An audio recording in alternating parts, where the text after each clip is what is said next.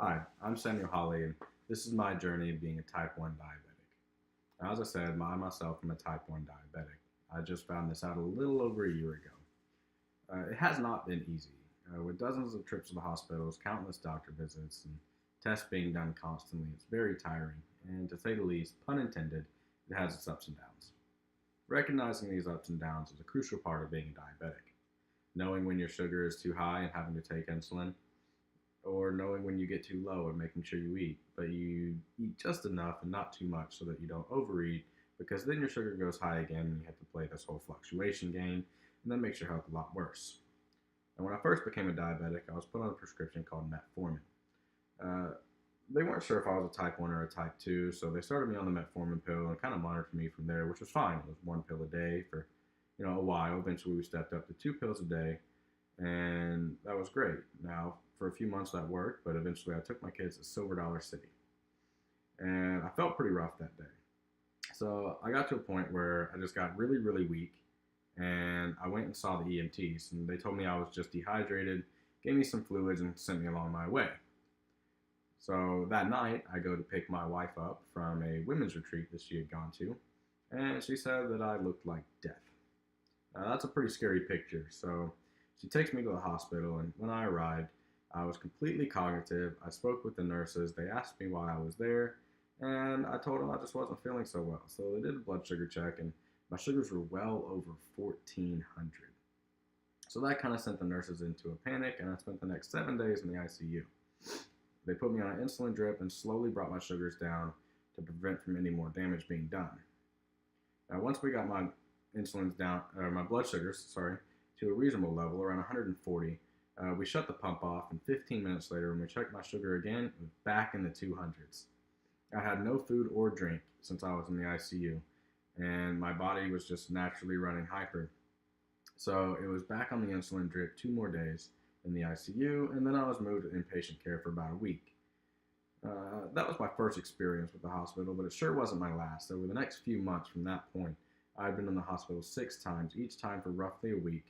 And being a diabetic at that point, I decided to meet with an endocrinologist who began adjusting my treatment and decided that I was definitely a solid type 1 and moved me over to the flex pen. The flex pen is kind of like an EpiPen for diabetics. You turn the dial, adjust your dose, press a button.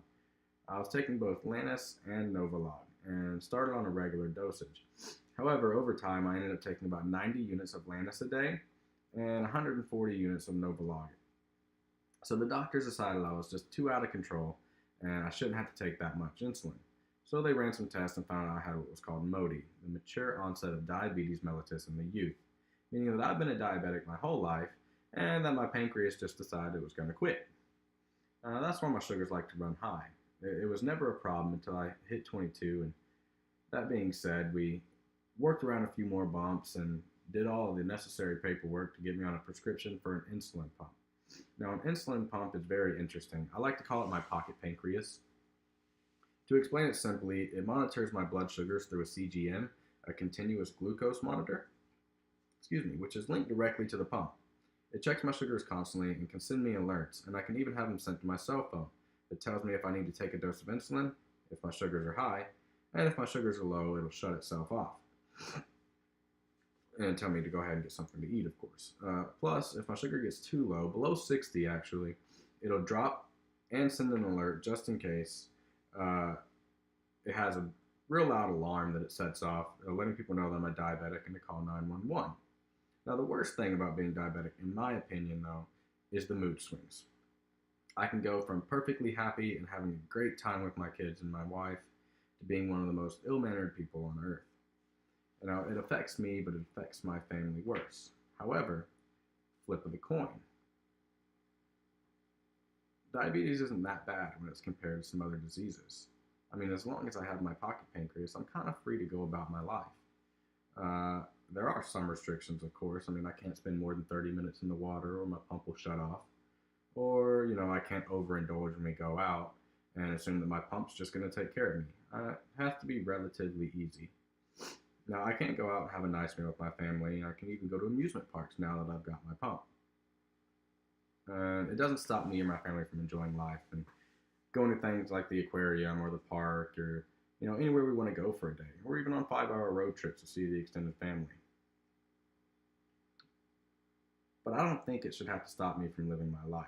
I mean, diabetes is manageable, and one day there may even be a cure. But the big thing is that it's not a death sentence. As long as you're willing to live with it and take care of it, you can stay on top of things and enjoy the life you want to live. Now, to be a diabetic and prick your fingers, yeah, it gets kind of hard. Uh, constantly having to change out sensors every 3 days, maintain insulin levels, and spend an insane amount of money to purchase your monthly insulin when you require 7 vials a month. Yeah, it gets pretty hectic, especially with the mood swings and waking up in the middle of the night because your sugars got too low, and then having to roll out of bed and make your way to the kitchen where you always seem to overeat because it's the middle of the night. You say, hey, since we're up, we might as well eat because we are hungry and a light snack's just not going to cut it. Yeah, life can be rough. But that's the thing about life. Just because I have diabetes doesn't mean I have it any worse than anybody else. My journey with diabetes is just getting started. And other people were handed other things by life, like social disorders, anxiety, depression.